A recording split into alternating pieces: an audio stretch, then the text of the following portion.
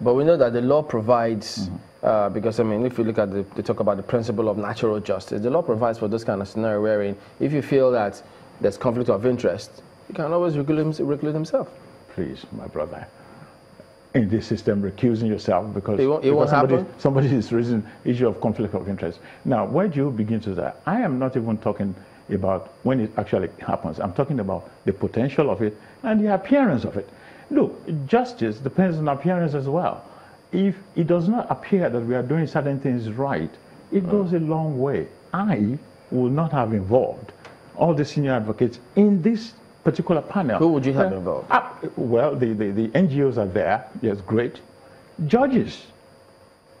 Judges are there. They are the ones who are confronted by this issue. Yeah, but they have members. Judges are members. You only have Justice Salami. I mean, how about other judges? No, you have other judges. Look at that. Okay, you have all these. Chief Judge of Borno, Imo, Delta, Oyo. Judges. Now, get away from the chief judges. You see, the chief judges are administrative. Go to people who actually sit and listen to cases, who actually are confronted with this issue of procedures and processes. Are you looking at the jury system? Well, I have talked about the jury system before, and I caught a flack because everybody said, "Oh, yeah, jury system. Nigerians are not they're not educated enough to," which I think is absolutely nonsense because the jury system does not depend on anybody knowing the law. You don't have to know the law. And in a democracy, that is what fits a democracy, is the jury system. Even in England, everywhere you look at democracy, there is the jury system. The cases are decided that by the people. Why? Because it is the people that are offended when you commit a crime. It's not the state alone. The state is made up of the people. So we need to start looking at it. We used to have it in Nigeria, the jury system, up until 1970s. When it was the military came in and they just threw it away because they are afraid of the people judging against them. So we need to return to that or review that. It will take away, it will resolve a lot of issues. But you know, that those will also say that, well, if we jump to such conclusions without taking a look at the functions, the reason why they put up these names. For instance, they also to advise the CJN on how to eliminate delay in the trial of alleged corruption cases. They'll be giving feedback to the council on progress of those cases designated in courts. They conduct background checks on judges selected for those designated courts. They also evaluate the performance of each of those designated courts.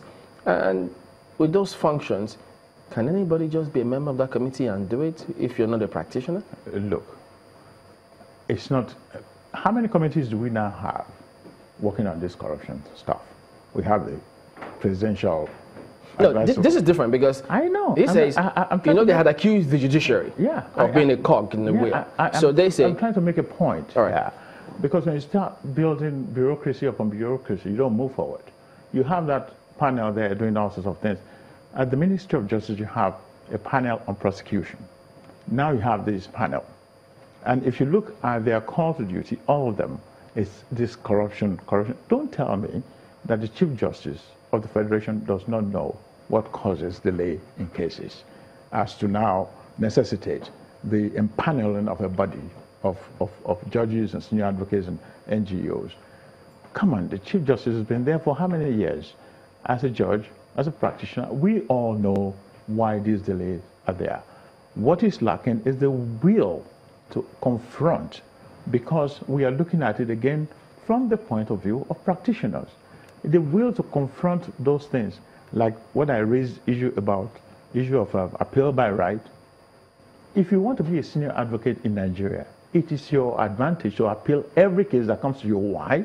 Because the number of cases that you handle in court is part of the qualification. So what are we talking about? He stole my yam in the market, appeals to the Supreme Court. Why? Because I have to have that appearance at the Supreme Court or the Court of Appeals if I want to be a senior advocate. We need to look at things like that in order to... That goes back to what? Changing or amending the laws? Changing, amending the law, looking at the processes and looking at where this delay is not...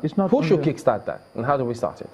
Well, I have, the CJN, you have the president of the country, you have the legislature, there. Why can't lawyers perhaps champion private members' bill? Because it's against their interest. What do you think? Oh. Everyone wants to be a Jennifer Amy of blessed memory. Jennifer Amy does these things. So why can't other lawyers perhaps do much more than this? Again, you have to look at their interest. Lawyers here are trained to look at their interest because it's difficult to compete. You, as an ordinary practitioner, not as a senior advocate, it's difficult for you to compete in that environment because you know all the juicy briefs will go to the senior advocate. So everyone aspires, rightly, it's not wrong, aspires to get to that rank. In getting to that rank, there are things you have to do. Now, you have to appear in court all the time. That's what I call senior advocate. I said advocacy is the only thing that lawyers do. But that is where we are. Now, on getting there, you know, when you walk into a court, you have privileges.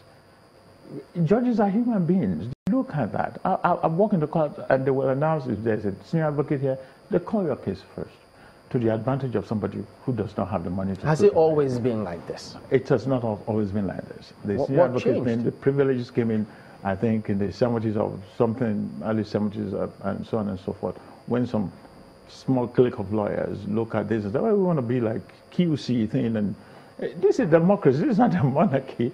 I mean, honors due, of course, you can recognize for experience, for those for knowledge, and so on and so forth.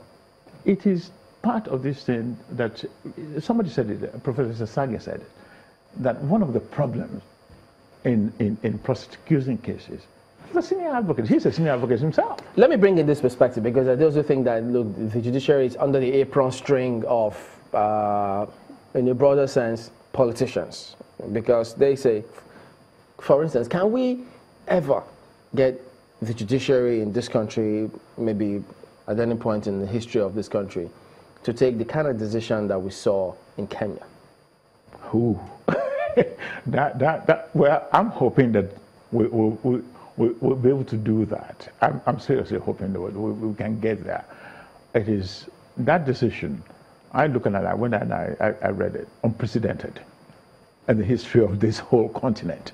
It's just so blazing. I mean, I'm hoping. But that is it we'll fair comparison? It's fair only because, well, if you look at the system in Kenya a little bit, you know, they have this parliamentary thing going on, which we have presented. So, but I think we can compare only because the judiciary has the same role to play in any society, and that is to be the check and the balance on the other branches of government. Right. So yes, it's comparable.